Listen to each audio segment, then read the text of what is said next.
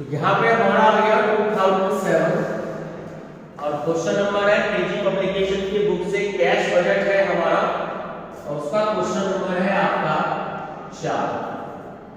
Cash budget important topic है आपका क्योंकि 3 मंथ्स का स्टार्टिंग में इन्होंने दे रखा है आपको जून तक की बात करी जा रही है। मैंने बताया जिस मंथ की एंड की बात करता है उससे उतने 3 महीने या 6 महीने या 4 महीने जो भी आपको दिए हो वो उससे पहले के लेंगे। तो जून की बात कर रहा है तो अप्रैल मई जून 3 मंथ्स हो गए। ठीक, अब क्वेश्चन में हमें देखना है कि क्या ओपनिंग बैलेंस हमें क्वेश्चन में गिवन है या नहीं। तो नीचे की जो इंफॉर्मेशन दे रखी है इसमें देखिए सबसे लास्ट का जो पॉइंट है वो दे रखा है आपको estimated cash at bank on 1 April 2007 was rupees 30,000। ठीक है, यानी कि ओपनिंग बैलेंस या बैलेंस बीडी इन्होंने आपको अप्रैल के मंथ का दे दिया 30,000। बाकी मैंने बताया था कि अब खुद से कैलकुलेट करेंगे। ठीक, तो अब क्या क्या रिसीट्स हैं और क्या क्या पेमेंट्स हैं। रिसीट्स हो गई आपकी और 2-3 लाइन छोड़ के हेडिंग मेंशन कर दीजिएगा पेमेंट्स। तो क्या क्या पेमेंट्स, रिसीट्स और पेमेंट्स। चलिए अब एडजस्टमेंट पढ़ते हैं। जो फर्स्ट लाइन है, फर्स्ट आपकी इंफॉर्मेशन है 50% of credit sales are realised in the month of following. जब फॉलोइंग की बात करता है इसका मतलब कि उससे आगे के मंथ में, यानी कि जनवरी के फरवरी में। तो अगर फरवरी में सेल होती है तो मार्च में। And the remaining in the second month following sales, यानी कि जनवरी का हाफ तो फरवरी में और जनवरी का बचा हुआ हाफ मार्च में। तो 2 महीने हो गए। अब इस तरीके से हम कैलकुलेशन करेंगे। ठीक है, कलेक्शन फ्रॉम डेटर्स की, तो उसके लिए सबसे बेस्ट तरीका ये होता है, ऊपर हेडिंग मेंशन कर दीजिएगा एक वर्किंग नोट में। यही आपको एग्जाम में आएगा एमसीक्यूज में, इसी तरीके से आपको कैलकुलेट करना है कलेक्शन फ्रॉम डेटर्स। क्योंकि और यूनिवर्सिटी में तो ये पूरा क्वेश्चन आएगा, आपको सिर्फ और सिर्फ आएगा एमसीक्यू। अब अगर आप ध्यान से देखें तो आपको जो इसमें सेल्स दे रखी है वो दे रखी है तो फरवरी की। सबसे पहले तरीका क्या होता है कि आप यहां पे ये लिख लीजिएगा फरवरी, मार्च, अप्रैल, मई और जून। सबसे आसान तरीके से सिखा रहा हूं, जितनी सेल्स दे रखी हो सबसे पहले वो लिख लीजिए। फरवरी की सेल्स है बोलो 90,000। ठीक है, मार्च की 95,000, अप्रैल की 50,000, मई की 85, जून की 60,000। यहां तक की बात बताओ, क्लियर है? अब उसमें आपसे कहा है क्वेश्चन में कि जो भी कोई सेल्स होती है तो उसकी 50% फॉलोइंग मंथ, यानी कि आगे वाले मंथ्स में होगी। अब फरवरी की सेल्स हो गई आधी 45,000 तो हो गई किसमें, मार्च में। यहां पे जब भी आप लिखो एक अंडरलाइन ऐसे लिखेगा जिससे टोटल करते समय आपको कोई भी कंफ्यूजन ना हो। तो फरवरी की आधी सेल तो हो गई मार्च में और आधी कब हो गई, ये बात क्लियर है? उसने कहा है आपसे ऐसे ही 95,000 हुई मार्च में, तो इसका हाफ कितना हो गया, मार्च में 47,500, इसका हाफ है। हाफ कब हो गई, अप्रैल में, और हाफ कब हो गई, मई में। ये क्लियर हो गई? अब 50,000 आपकी अप्रैल में दे रखी है, यानी कि 25,000 तो आपकी हो गई मई में और 25,000 कब हो गई, जून में। ये वाली बात क्लियर होगी? अब देखिए मार्च में कितनी है, सॉरी मई में कितनी है, 85,000, तो आधी कितनी हो गई, जून में हो गई। तो कितना अमाउंट आ गया, 42,500, यही होता है 85,000 का आधा। ये किसका हो गया जून में, और आधा कितना हो गया जुलाई में। जुलाई का डाटा हम प्रिपेयर नहीं कर रहे हैं। तो अब हमें क्या चाहिए, अप्रैल मई और जून की सेल। तो अब अप्रैल का टोटल, मई का टोटल और जून का टोटल।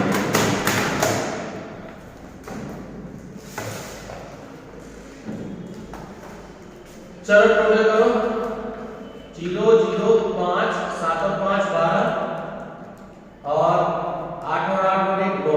टोटल करके देखो यही आ रहा है, 0 0 5 7 और 5 12 72,200 और 0 0 5 5 और 2 7। टोटल चेक करके देख लो यही आ रहा है। फिर मैं आ गया क्वेश्चन को।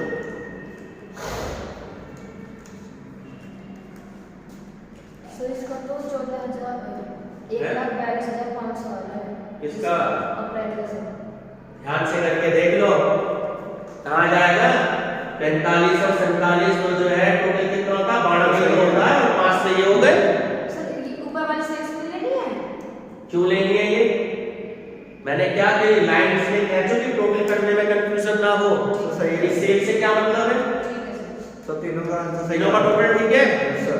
तो अप्रैल में लिख लीजिएगा आपकी जो कलेक्शन फ्रॉम डेटर्स आ गए आपके, कलेक्शन फ्रॉम डेटर्स 92,500, 72,500 और 67,500। अब जब एग्जाम में आपको ऑप्शन दिए होंगे ना, तो ये मान लो जब आप टोटल करेंगे एक आधा ऑप्शन कोई और दे देगा, वो आपसे किसी भी मंथ की सेल पूछ सकते हैं कि भी अप्रैल की क्या होगी, मई की क्या होगी, जून की क्या होगी। तो ये वर्किंग नोट आपको वहां करना होगा, जिस मंथ की पूछे उस पर टिक लगा दो। ठीक, चलिए तो कलेक्शन फ्रॉम डेटर्स तो आपको ये आ गया। अब आगे देखिए क्या है, आगे रिसीव्स में और कुछ नहीं है। अब हम क्या करते हैं, अब हम इसका जो है टोटल कर लेंगे। इसका टोटल करो 0 0 5 और 2 9 और 3 12। तो पहले वाले का टोटल तो ये आ गया 1,22,500। इसे क्या कहते हैं टोटल को, कैश अवेलेबल। कितना कैश जो है वो अवेलेबल है। ये वाली बात क्लियर हो गई। अब चलिए पेमेंट्स की बात करते हैं। रिया नाम है आपका, भी रिया है ना, रिंकी। चलिए अब पेमेंट्स के बारे में देखिए क्या कहा है आपसे। Second, the creditors are paid after 1 month of purchase, यानी कि जिस मंथ में परचेज किया जाता है उसके 1 महीने बाद। तो अब जो फरवरी में परचेज किया उसको हम मार्च में शो करेंगे, ठीक है। जो मार्च में शो किया उसको अप्रैल में शो करेंगे। बोलो बताओ मार्च में कितना परचेज किया है, 70,000। तो परचेजेस की हम बात कर लेते हैं। तो जो मार्च में परचेज किया वो कहां जाएगा, अप्रैल में 70,000। अप्रैल में बोलो 1,20,000 की अप्रैल में लिए थे, तो इसको हम मई में शो कर देंगे। और जो मई में लिए थे उसे जून में। इसमें भी 1,20,000। यहाँ तक की बात क्लियर हो गई। चलिए आगे बात करते हैं। जून में 1,20,000 इसका देखना है, मई का देखना है, सही तो है, मई के तो जून में आएंगे। चलिए अब आगे देखिए, lag in payment to expenses 1/4 lag मैंने होता है देरी होना। क्या होता है, देरी होना। अब यहां पर बच्चे थोड़ी सी मिस्टेक करते हैं जो आपको ध्यान देना है। अब एक्सपेंसेस देखो आपको ये दे रखे हैं, ठीक है। अब इसका मतलब क्या है ये मैं आपको सिखा देता हूं। चलो यहीं पे वर्किंग नोट कर लेते हैं। एक्सपेंडिचर आपको कैसे कैसे शो करने हैं। चलो बोलो, पहला वाला कितना दे रखा है आपको 6,000। ठीक है, तो इस एक्सपेंडिचर को हमें जो शो करना है वो कैसे शो करेंगे वो देखेंगे। इसका मतलब ये होता है कि ये जो आपको अमाउंट दिया है 10,000 रुपए, ठीक है, अप्रैल का जो रखा है ना, एक तो ये हो गया इन दी सेम मंथ, एक तो आप ये लिख दोगे इन दी सेम मंथ, ठीक है, और एक in the next month, next heading in the next month, ये दोनों आपको यहां पे लिखने पड़ेंगे। तो अब ये इसकी एडजस्टमेंट समझ लीजिए कैसे है। इन दी सेम मंथ और in the previous month, next month का मतलब ये प्रीवियस आएगा, इन दी प्रीवियस मंथ मतलब क्या है कि 10,000 रुपए की जो सेल थी वो किसकी थी, अप्रैल की थी, और उसने कहा कि 3/4 की देरी होगी, तो आपने 10,000 का 3/4 कैलकुलेट किया तो कितना आ गया, 7,500 आ गया। अब इससे प्रीवियस मंथ की सेल देखिए कितनी थी, 7,000 थी, 7,000 का आपने 1/4 कैलकुलेट करना है, 4 में से 3 गए 1, तो 1/4 हो गया, ठीक है। तो अब इसका और इसका टोटल आपने वहां शो कर देना। ये बात क्लियर होगी। ऐसे हम नेक्स्ट मंथ की कैलकुलेट करते हैं। अब देखो मई के मंथ में एक्सपेंडिचर क्या है, 5,000। मई के मंथ में एक्सपेंडिचर आपका हो गया 5,000, तो 5,000 का तो आपका हो गया 3/4।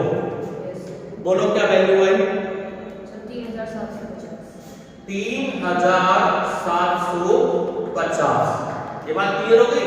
अब प्रीवियस का देखो, प्रीवियस का कितना था, 10,000 था, तो 10,000 का 1/4 कैलकुलेट करो, 2,500। अब इसका टोटल 3,750 और 2,500 का टोटल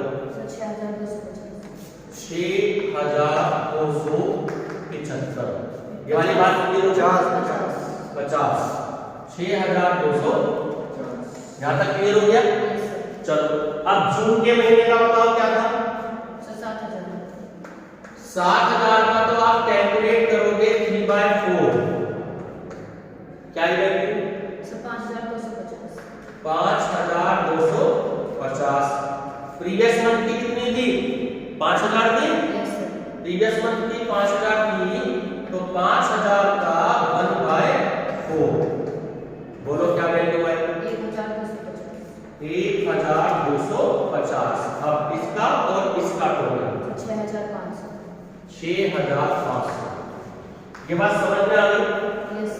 मतलब कि जो आपका करंट मंथ है उसकी तो आपको वैल्यू लेनी है 3/4, और जो प्रीवियस मंथ का एक्सपेंडिचर हो गया उसका आपको कैलकुलेट करना है 1/4। तब ऐड करके दूसरी मिस्टेक यहां होती है, एक क्वेश्चन इस बार आया था शायद, चेक कर लेना कि इस तरीके से हम एक्सपेंडिचर की पेमेंट को कैलकुलेट करते हैं। अब ये आपका हो गया एक्सपेंडिचर। चलिए अब नेक्स्ट देखते हैं, नेक्स्ट क्या है इसमें,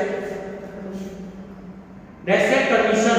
अब कमीशन के बारे में आपको एडजस्टमेंट गिवन है कि 5% sales commission is to be paid within the month following actual sales, यानी कि जो आपकी एक्चुअल सेल्स हुई थी उसी का 5% कमीशन। अब अप्रैल की सेल देखो, आपके सेल्स कमीशन की अगर हम बात करें, सेल्स कमीशन, तो सेल्स कमीशन आपको कैलकुलेट करना है। कैलकुलेट करके बताओ कि ये जो आपकी वैल्यू आई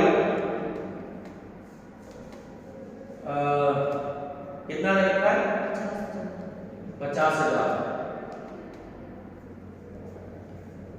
करो कितनी आई वैल्यू, तो आपकी जो सेल्स थी मार्च के महीने की वो थी आपकी सेल्स 95,000, तो आपने उसमें कमीशन निकाला 5%, तो वो आ गया आपका 4,750। तो यहाँ ये बात आप स्टूडेंट्स को ध्यान रखनी है कि जो मार्च की सेल्स दे रखी है उसका 5% अप्रैल में, जो अप्रैल की सेल्स दे रखी है 50,000 उसका 5% मई में, कितना आ गया 2,500। और जो मई की सेल दे रखी है कितनी है सर 85,000, इसका बताओ 5%, 4,250, 4,250। ये कहाँ हो गई जून में हो गई। फॉलोइंग पार्ट देने की वजह से थोड़ा सा क्वेश्चन में कंफ्यूजन हो जाती है, तो नेक्स्ट मंथ में ट्रांसफर कर देंगे। बस आगे तो और कुछ बच ही नहीं रहा है, सारे हमारे एक्सपेंसेस हो गए हैं। चलिए जरा मुझे तीनों का टोटल बताएं मेरे को। तुषार की फंड का टोटल बताओ, इसका बिल्कुल सही। रिंकी नाम है, रिंकी के सेकंड का टोटल तुम इसका बताओ। फर्स्ट आ रहा है 84,000 फर्स्ट का, सेकंड का सर थर्ड का था 1,30,750, 1,30,750, सेकंड का 1,28,750। ये बात क्लियर हो गई। इस टोटल को कहते हैं कैश अवेलेबल और इस टोटल को कहते हैं कैश रिक्वायर्ड। ध्यान रखिएगा, कैश रिक्वायर्ड। यहां तक क्लियर हो गया। अब हम प्लस माइनस, अब ध्यान से देखो, 1,22,000 में से 84,000 को माइनस करो, बताओ क्या वैल्यू आती है।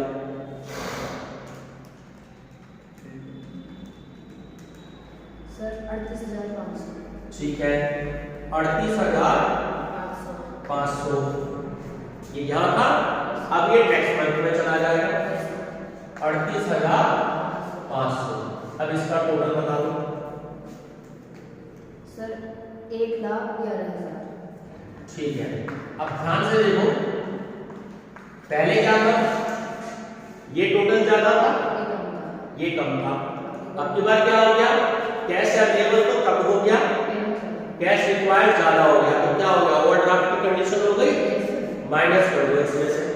बोलो क्या वैल्यू है सर 17,750 माइनस। ठीक है, तो 17,750 आपके माइनस में आ गए। यहाँ तक कोई दिक्कत नहीं कीजिए। अब इस 17,750 को यहाँ पे ले आओ, माइनस में ध्यान रखना। अब ये तो है प्लस में और ये है माइनस में, कर दो माइनस। सर 49,750, 49,750। ये क्लियर हो गया। अब देखो यहाँ फिर से कम हो गया, यहाँ ज्यादा हो गया। बोलो माइनस करके क्या वैल्यू आती है। सर माइनस के 81,000, माइनस के 81,000, माइनस के 81,000 आपकी ये वाली वैल्यू आ गई। ठीक है, तो इसे हम क्या करेंगे, यहां जब बैलेंस सीधी से बीडी से क्वेश्चन किया था स्टार्ट, ये क्वेश्चन क्या हो गया, बैलेंस शीट। यहां तक क्लियर हो गया।